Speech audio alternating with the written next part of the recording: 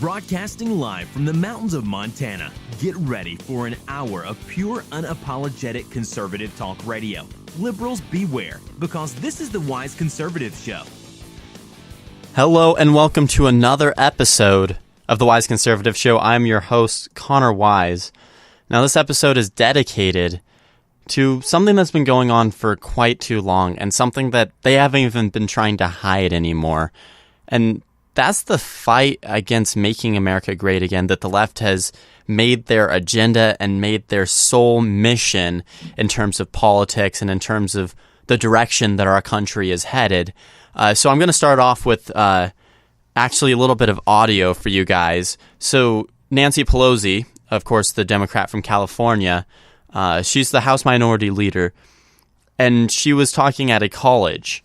And, well, a comment that she made in January about the tax cuts were brought up. Now, this is at Georgetown University, and a student basically called her out. And her answer, well, you guys will hear. I really want to talk about this answer because it has so many of the fallacies and so many of the terrible arguments that the left constantly uses. But take a listen to this real quick. It's a little bit of a long clip, a long answer, so there's a lot to dissect from it. Speaker Pelosi, thank you very much for being here today. My name is Sam. I'm from Northern Virginia. I'm a freshman in the School of Foreign Service. You've spoken about the effects of the Republican tax plan, specifically referring to its effects on average Americans as crumbs. As the son of small business owners, I know that it's helped my parents hire more employees. It's helped us pay off our mortgage, helped put me through college. On a macroeconomic level, the economy is growing, wages are rising for the first time in years. Would you still refer to the effects of this tax plan on average Americans as crumbs? Yes. Thank you. Well, thank you very much, Sam, for your question. And yes, there are some benefits that some are feeling in a particular way with the tax bill. My statement was really a fuller statement that says while they provide a banquet for the top 1%, they're giving some crumbs to other people. And that has been something that has been taken up by others as well, some on the Republican side. And why I say that is because here's a tax bill that they advertise as a benefit for the middle class. And did you know that 83% of the benefits of the tax bill go to the top 1%? 83% of the benefits to the top 1%. In the life of the bill, 86 million middle-class families will pay more taxes. That the bill adds, and this is of interest to young people especially, mortgages your future by adding over $2 trillion to the national debt. And that, then they come back and say, well, we have $2 trillion added to national debt. We have to pay for it by cutting, and the president came out with his budget. The problem with the tax bill is it isn't that we could not have come to a bipartisan agreement about how to lower the corporate rate to a certain amount, not the way they did, or make benefits for some, but not at the expense of so many others. And so here they did. The president's budget came right out. So I said, this tax bill is a dark cloud on America's future and on the Capitol right now. Because the president then came out with his budget, said we've got to find $2 trillion, right? So we took $1 trillion from Medicaid. They did. They took half a trillion dollars from Medicare, $200 billion or more from food stamps, $200 billion or more from education. So we, again, getting back to what I said at the beginning, a budget should be a statement of our values. What's important to us as a nation should be reflected in how we allocate our resources. And by the way, this $1.5 trillion tax break for corporate America, largely big business, also gives them a tax break that makes it cheaper for them to create jobs overseas, not here in our country. This is a bad deal for the American people. And while, as the speaker was proud of saying some woman got $1.50 a week, and there are other people who are getting more, that overall, when you look at the impact on families personally in terms of Medicare, Medicaid, and the rest. Medicaid, people think of it as a poor people's program. 2/3 of the people benefiting from Medicaid are little poor children. But 2/3 of the money is for seniors and long-term health care. It's a middle-income benefit. And so when you do that, you are undermining the financial stability of America's families. Medicare, their view of Medicare is it should wither on the vine. And the Speaker had his proposal to make it, take away the guarantee and make it a voucher, undermining the financial security of America's working families.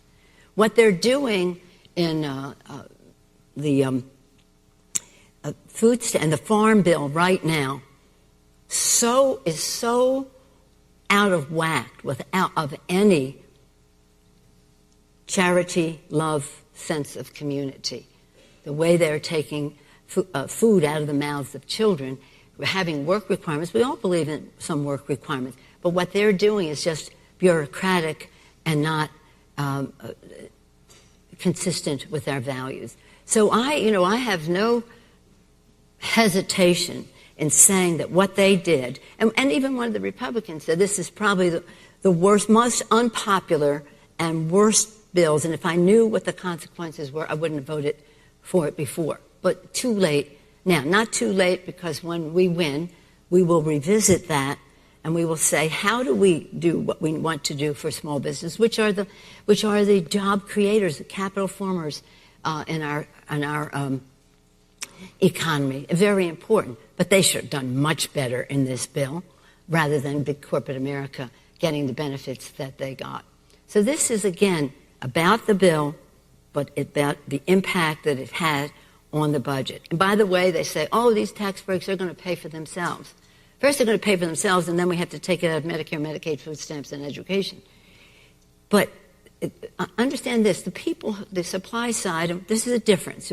In their genes, in their DNA, the Republicans are about supply side, trickle-down economics. If you do tax cuts for the top, it's going to benefit somebody else down below. Never has.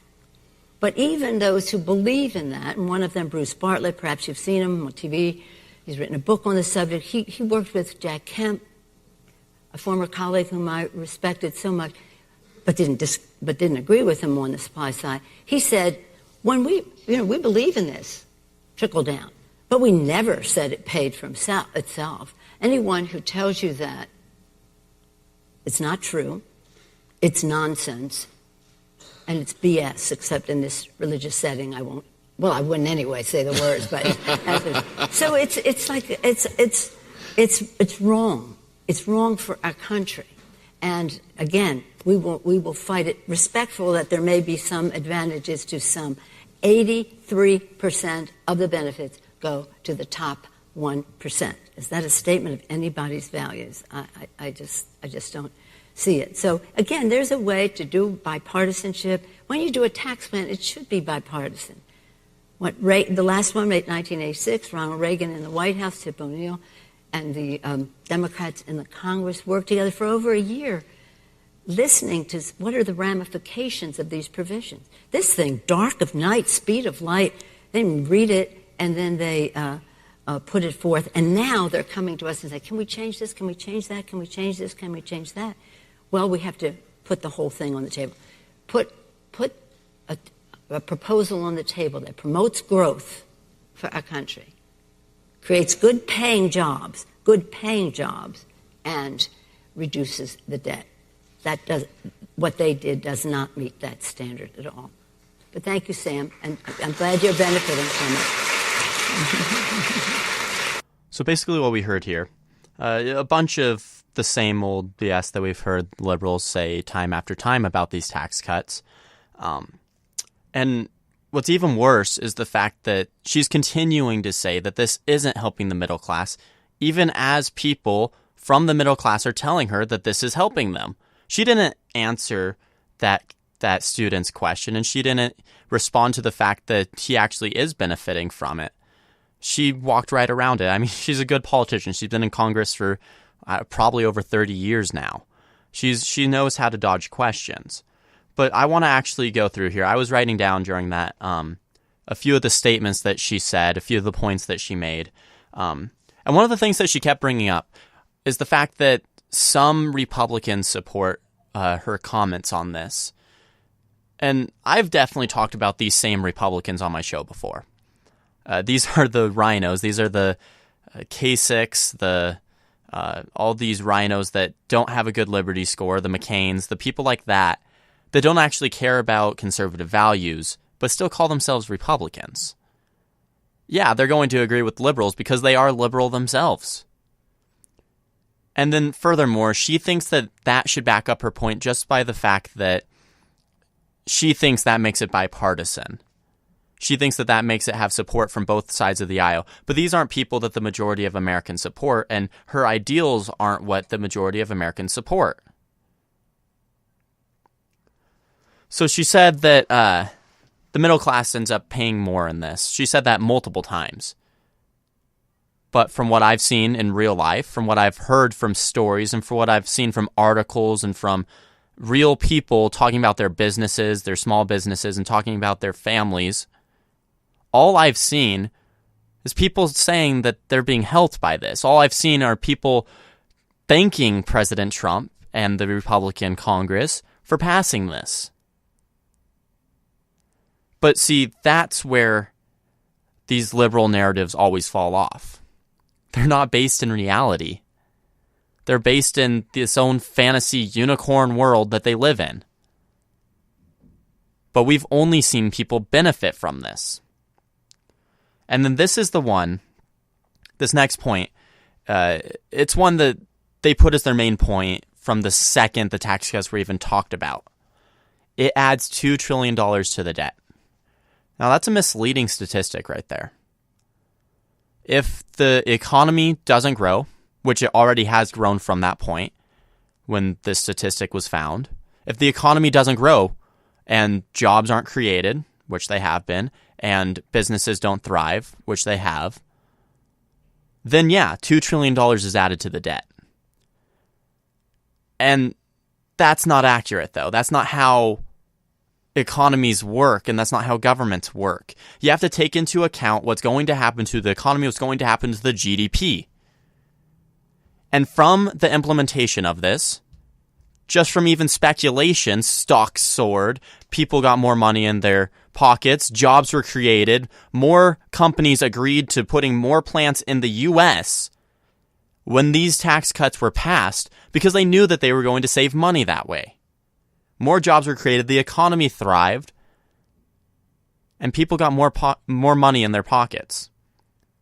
And she says, this one person says that it won't pay for itself, that they don't know anything if they say that it'll pay for itself. Well, no, it's not going to physically put money into the budget. That's not what we say here. But what it is going to do is grow our GDP and grow our gross jobs and our economy, and it already has been. You have to look at the fact that economies don't stay stagnant. See, when it's a Republican in office, Democrats love to jump on the fact that without a growing economy, that this is going to happen, that this much money is going to go down. But they would still hop on the fact if the economy was going to decrease from this, they would say that. It's if the economy increases, they seem to ignore it. And they want to ignore that fact. And then that actually does touch on something. Because they say that these budgets, as I said before, this isn't going to add money to the budget, but budgets should be, a direct quote from her, budget should be a reflection of our values. And I don't think that's true either. See, a budget isn't what tells us what our country is doing. A budget is what allocates the funds and what keeps our nation from going further and further into debt. Something that the Democrats didn't care about until Trump took office. Our previous president doubled the debt. He added more debt than every other president combined. But they didn't seem to care back then. See, the debt is a terrible issue that many seem to ignore, But those who ignored it before, the left, don't ignore it anymore. They don't ignore it only because there's a conservative in office. And meanwhile, they're saying that we're adding money to the debt, that we're losing money. And then they also complain when we try to balance the budget at some point, when we try to cut from one area. You can't have it both ways. You can't have it where you're going to critique someone for spending more money, but then critique them for not spending that money at the same time. And this is how they've been fighting the movement of MAGA, the movement of making America great again. They bring out these terrible and illogical arguments that are mostly based upon emotions. They're not based upon statistics. They're not based upon facts. They're not based upon what's actually happening in reality. And they use these, in their words, they say they're facts. And they say that these are direct reasons as to why we can't follow the conservative agenda. But they're not based in reality, folks. They're not based in the truth. They're not based in what's actually happening in our current world. And there's more points that I could talk about, but I don't want to take too much time on this. It already took so much time, and I wanted to show you guys the whole answer to the question.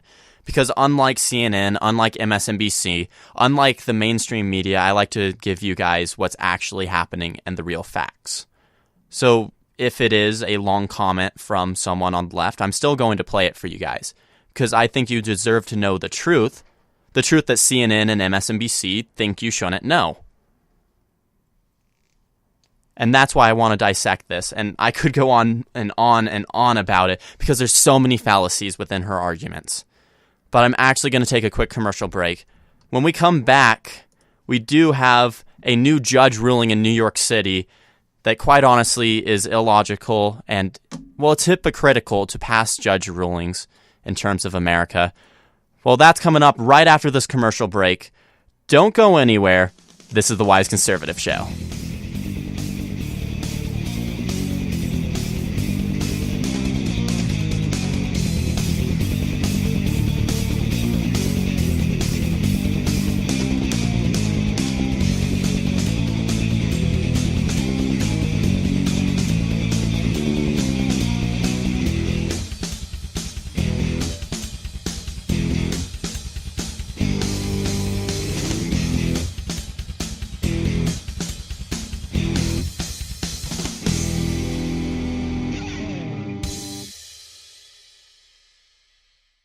Hey everybody, Connor Wise here with an exclusive clip from The Wise Conservative Show. Don't go anywhere, I'll be right back. But on certain universities, you have these zones which are free speech zones. You have to get permits just to hand out the constitutions to students. You can't say what you want. If you say anything that's conservative, you're automatically deemed as a racist, as a bigot, and not fit to be at the university. Not fit to be in any leadership position. Calling all young conservatives. Have you ever wanted to write for an online publication? What about host your own conservative radio program? Now you can, thanks to youthrevolt.org. Youth Revolt is a conservative media network for young people, the goal of which is to educate our fellow Americans and also to expose the left-wing indoctrination that goes on in classrooms across the country. Become part of a team that is dedicated to taking the country back, one radio program or opinion column at a time. If you're interested, go to youthrevolt.org and click on Join Us on the top of the page. Fill out our brief questionnaire, and one of our representatives will be in touch with you in no time at all. The time to reclaim our future is now. Be a part of something that's bigger than yourself, and join the movement today. Youth Revolt. Speak without fear.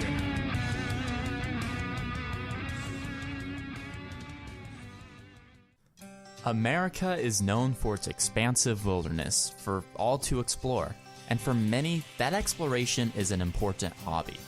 This exploration is why the Survivalist was created. On this blog, you will find expansive information on all things wilderness, from what knife you should carry to what backpack gives you the best bang for your buck. This group of 4 writers has created a very diversified and useful site, which I personally recommend. The site has given me much knowledge on a variety of topics, and I urge you to check it out at the-survivalist.weebly.com. Once again, that is the-survivalist.weebly.com. I was assuming that it meant coverage, but if he says that there's a small group of people who understood what it was, so I'm like, what is it? What is confetti? It gets 2 scoops. You know, everyone around the table gets 1, and no word if there were sprinkles. He paid $38 million, looks like $38 million in taxes. Are you tired of listening to the snowflake liberal media report about ice cream scoops and typos instead of real facts? Well, at the Wise Conservative Show, we promise you that we will not report about Kofifi, but instead about the truth. Instead, about the facts about what's going on in our nation. Join us every Wednesday at 6 p.m. Pacific Standard Time on the Wise Conservative Show for your dose of unapologetic conservative talk radio. The Wise Conservative Show, only on Youth Revolt. Ever wanted to learn the history of the Israeli-Palestinian conflict in less than 10 minutes? Are you looking for the truth about the so-called gender wage gap? Well, my friends, I'll let you in on a little secret. Prager University is a source that I use all the time when preparing for my show, the Jason Veely Program. Dennis Prager and his team have put together a remarkable organization that seeks to explain and spread Americanism through the power of the internet. Their short yet extremely informative videos reach more than 100 million people per year, and they want to reach you as well. Go on YouTube and type in Prager University, or go to prageru.com for all of their latest content. That's Prager, the letter U.com. prageru.com.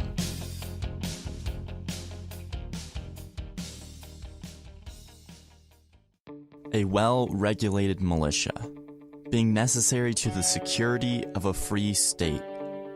The right of the people to keep and bear arms shall not be infringed. There are people in this nation that would have you give up your rights, that would have you turn in your guns. We have these people who are in office, we have these people who are marching in our streets that are walking out of their schools. People who think that your right is not important. On the Wise Conservative Show, we know that your rights matter, and we will tell you the truth about your liberties. We will tell you the truth about all the issues happening and the facts around all of these debates. For your daily dose of conservatism, for your daily dose of the facts and the truth. Tune into the Wise Conservative Show every Wednesday at 6 p.m. Pacific Standard Time, only on Youth Revolt.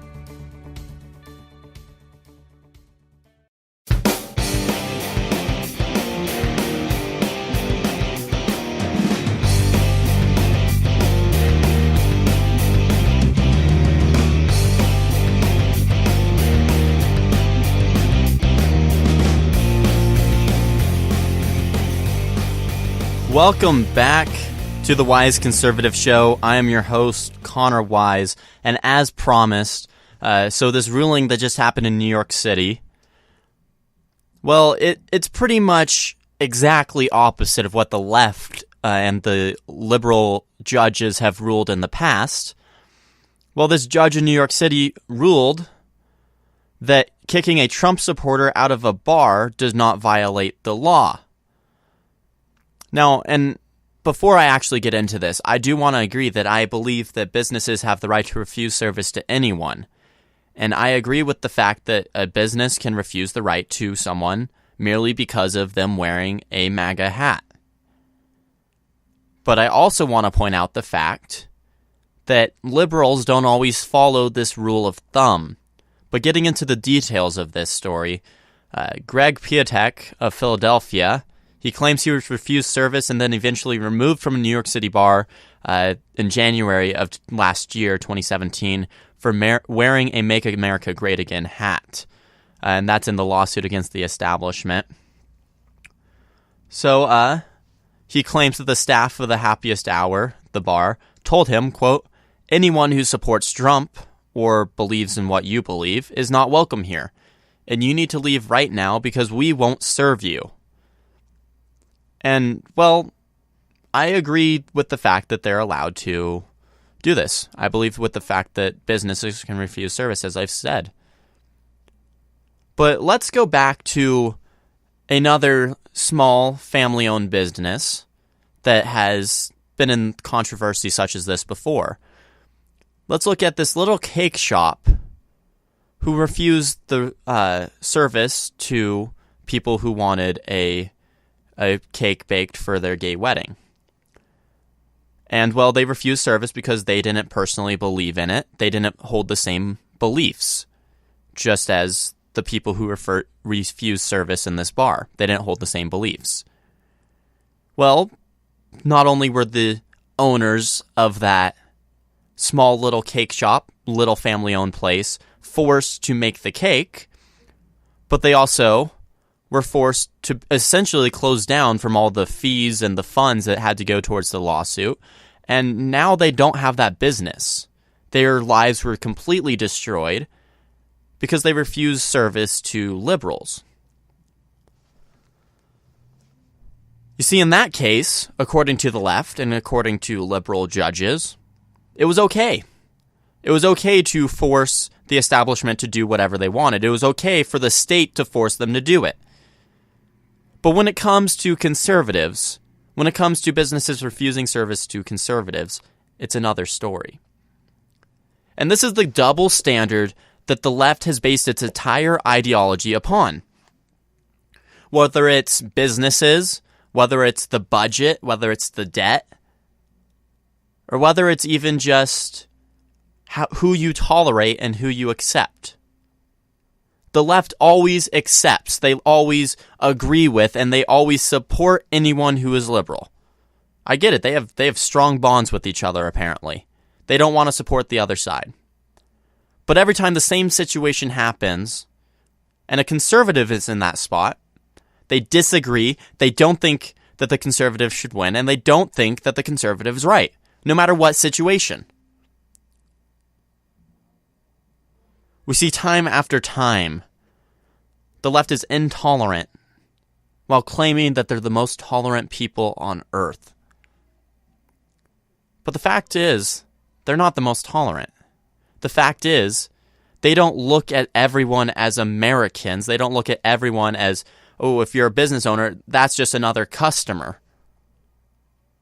No, they label everyone. The left is really good at labeling. See, that group over there, that's the African Americans. This group over here, oh, those are the Latino voters.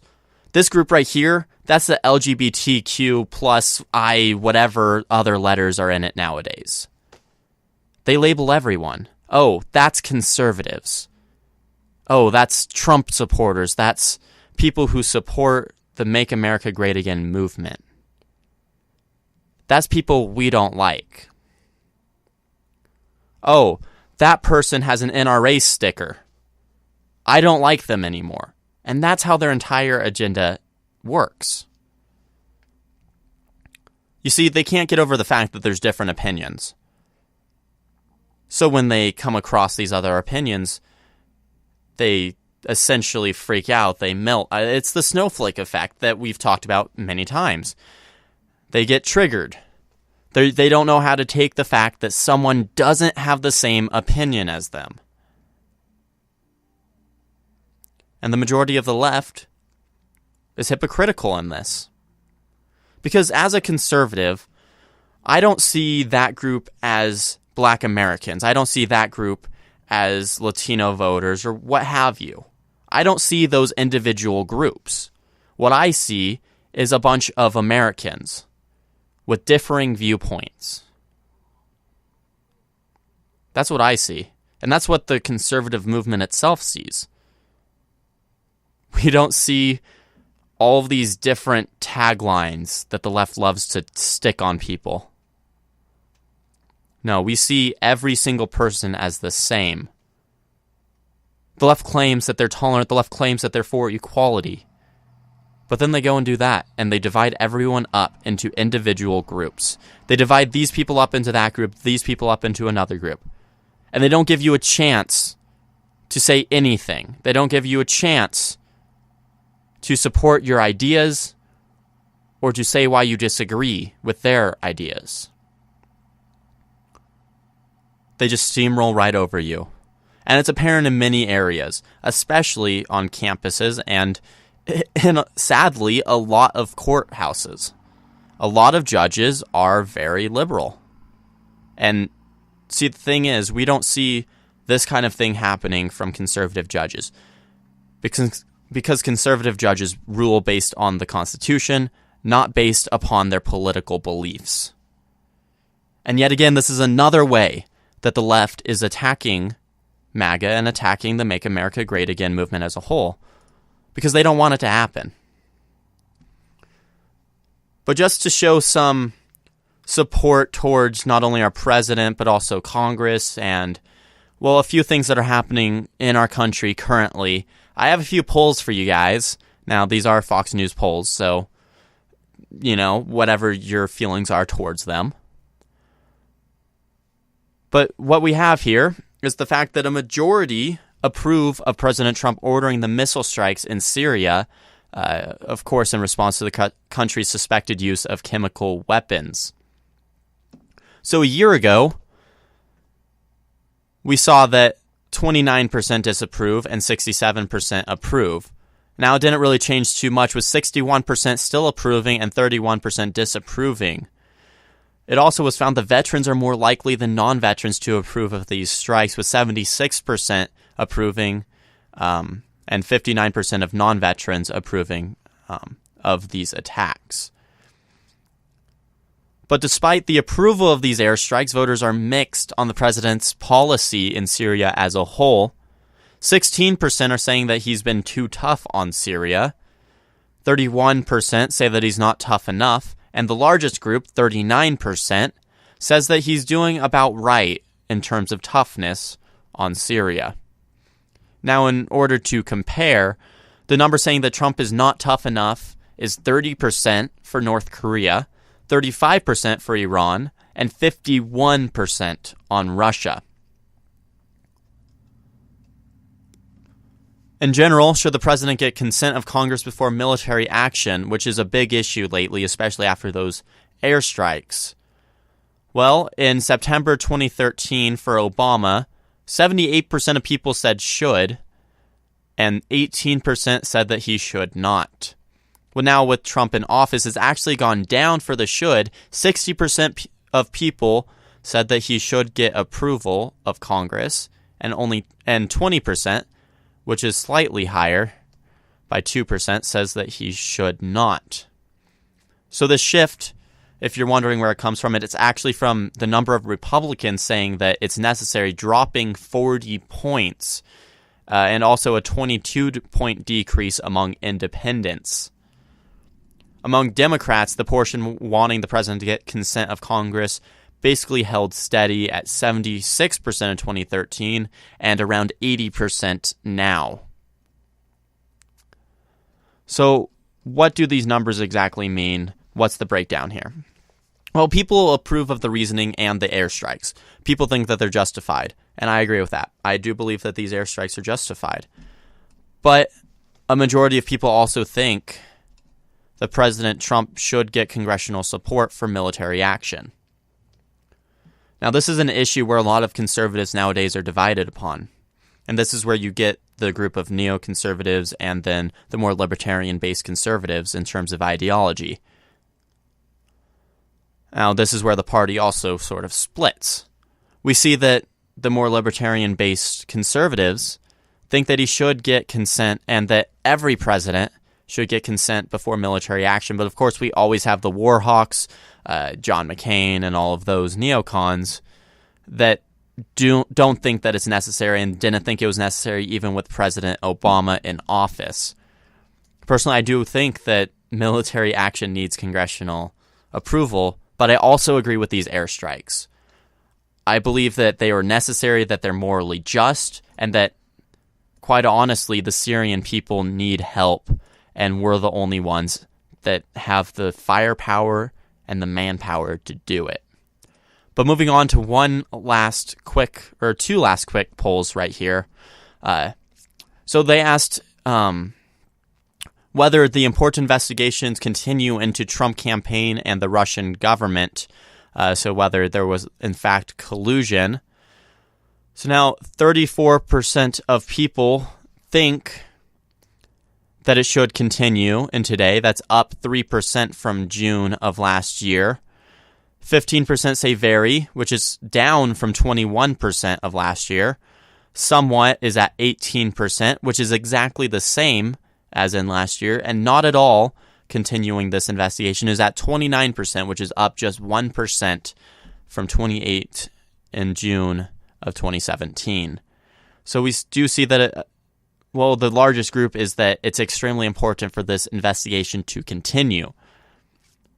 Opinions of Donald Trump and Robert Mueller: 43% say that Donald Trump is favorable, 39% say that Mueller is, and 55% say that Trump is unfavorable, while only 33% say that Mueller is unfavorable. Now, that's, of course, because 27% couldn't rate Robert Mueller on whether they're favorable or unfavorable. So this is from the giant Mueller investigation, the special counsel that's been going on for quite a while now, and that hasn't really found anything. What's also been found is that the majority of voters believe that Donald Trump is actually going to he's actually going to fire the special counsel before anything is charged against him. And I talked about this last week as well. All the people who believe this, it's extremely high for Democrats. The people who believe this it's because they're listening to the leftist talking points and the fact that they're trying to push that Donald Trump is obstructing justice. That's not going to happen. Donald Trump has said that he's not going to fire Mueller because he knows that the repercussions would be terrible, and he knows that it wouldn't be worth it. I don't agree with this investigation. I don't think it's going to find anything. And I believe that the majority of Americans who are actually paying attention, who are actually looking at the facts and looking at what's going on in our nation, believe that President Trump is innocent, and they believe that he is not going to be found guilty with anything in this investigation. They've been going on for over a year, and they still haven't found anything. And that's for one very big reason, folks. President Trump didn't collude with the Russian government. I've said it before, I'm going to continue to say it. President Trump didn't collude with the Russians. He's not colluding with the Russians, and there's no evidence whatsoever of such a thing happening. It's just another liberal talking point. I'm going to take one last quick commercial break.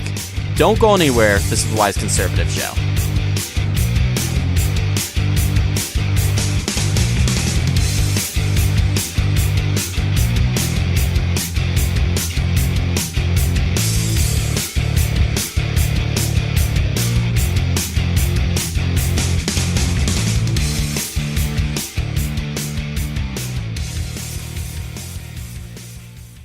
Hey everybody, Connor Wise here with an exclusive clip from the Wise Conservative Show.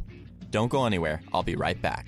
And that's how a government should be run, folks. You can't legislate based on emotion, based on morality. You have to legislate based on the truth and the facts. It's something that Democrats seem to have struggled with, and it's something that they continue to struggle with when it comes to the immigration debate. Have you ever wanted to stand up to your liberal professor? Have you ever wanted to help expand the conservative movement? Well, it sounds like you would be a perfect fit for Youth Revolt. Youth Revolt is a team of dedicated young conservatives fighting liberal indoctrination within our school system. If you're interested in being a part of this team by being a columnist or even hosting your own radio show, go ahead and click the Join Now tab at the top of youthrevolt.org. You'll be asked to answer a few questions, and a Youth Revolt team member will respond to you quickly. Be a part of something bigger than you. Be a part of Youth Revolt. Speak without fear.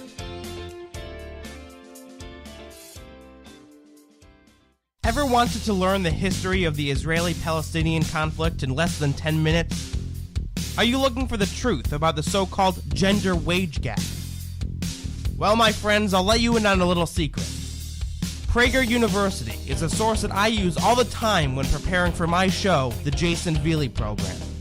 Dennis Prager and his team have put together a remarkable organization that seeks to explain and spread Americanism through the power of the internet.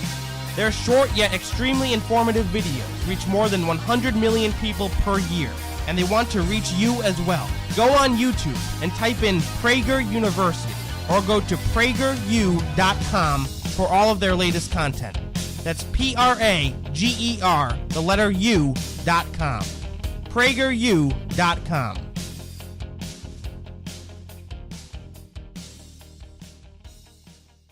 Hey everybody, Connor Wise here with an exclusive clip from the Wise Conservative Show. Don't go anywhere, I'll be right back. But on certain universities, you have these zones which are free speech zones. You have to get permits just to hand out the constitutions to students. You can't say what you want. If you say anything that's conservative, you're automatically deemed as a racist, as a bigot, and not fit to be at the university. Not fit to be in any leadership position.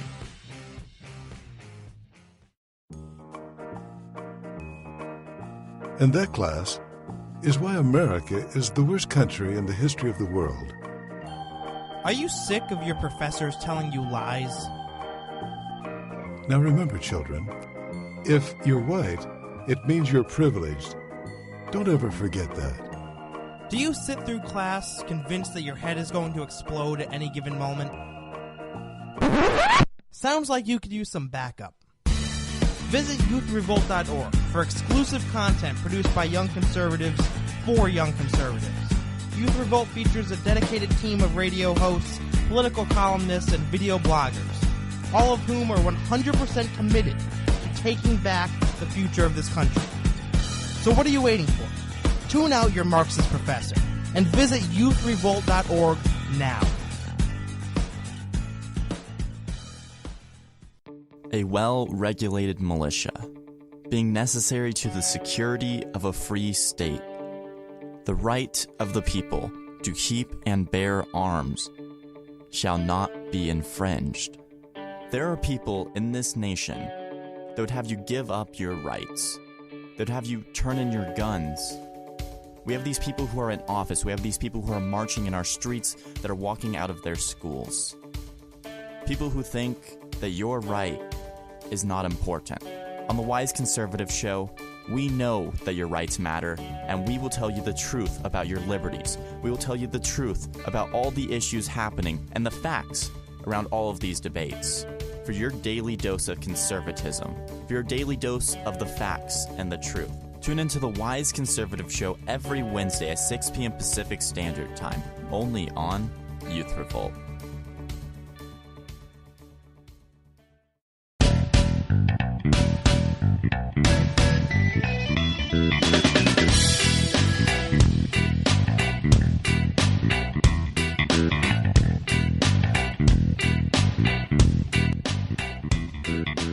Welcome back to the Wise Conservative Show.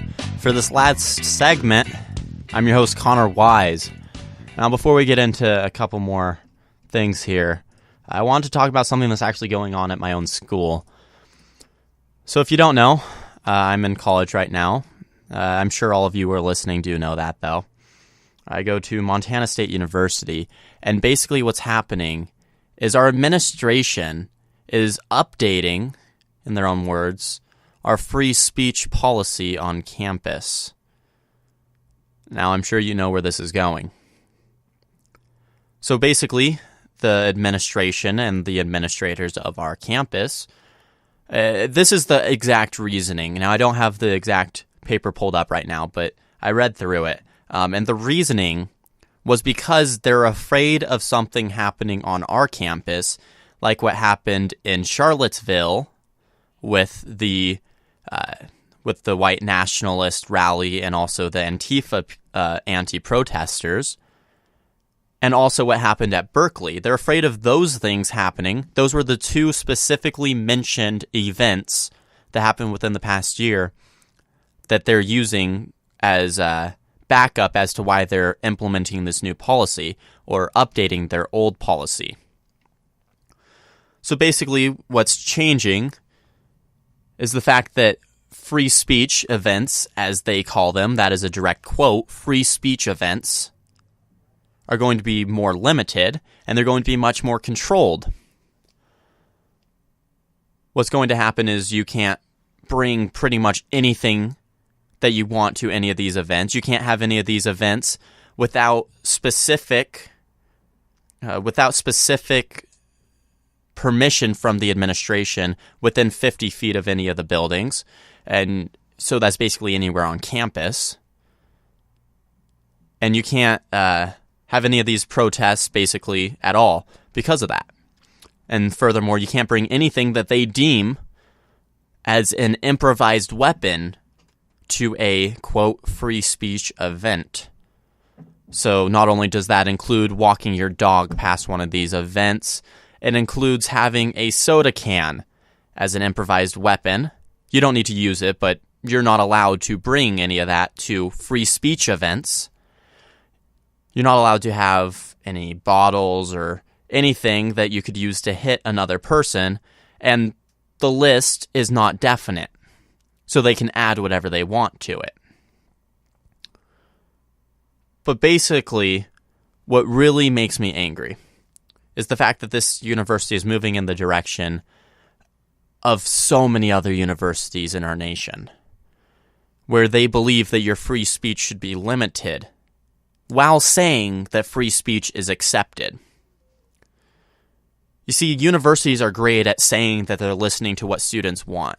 Universities are great at saying that they hear the complaints of people who are being ignored on campus. They say that they're listening to all the complaints about the ultra-liberal policies that are being put into place. But they never change anything. And if they do change anything, it's for the worse. It's further down the road, further liberal. What's happening in this public university, so funded by the U.S. government, what's happening is our rights are being curbed. Our free speech is being limited.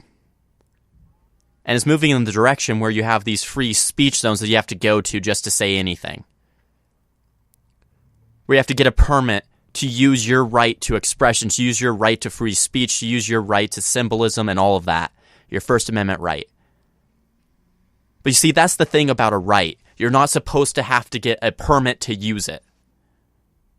Especially in something that's not a private business. In something that's government ran. That's why the Bill of Rights exists, so that the government doesn't curb your rights, doesn't curb everything that you were born with, these birth-given rights. But that's what's happening on college campuses across the nation. Your rights are being curbed in the name of protection. In the name of protecting people's feelings and saying that something terrible is going to happen, like Charlottesville, saying that that will happen if we don't do this. It's fear-mongering. And they're using that to take away our free speech. Furthermore, if anything that you say the administration deems as a slur or as a offensive statement, then it's not protected by your free speech according to the school administration, this new policy. So basically, if you say anything that they don't agree with, you don't have the right to say that. And even when you get permits, you don't have the right to say it. Our rights are being curbed. And there's nothing that the students can do about it. Because we're being steamrolled by the ultra-liberal administration that doesn't think that our rights are given to us by birth, and they think that they can limit them. Our rights on college campuses and across the nation are under attack. They're under attack by a group of people who don't care about our rights and would rather nobody be offended instead of us having our rights. Our rights are under attack on college campuses. They're under attack on high school campuses, elementary schools, everywhere. Because one person could possibly be offended. And to them, this is normal. To them, this is acceptable. To them, this is the only path to take. But that's not true. The path that we should be taking is the path of liberty, the path of debate, the path of diversity of thought. It's a path that conservatism enjoys, that conservatism encourages. But apparently it's the path that the left and that the liberal agenda hates.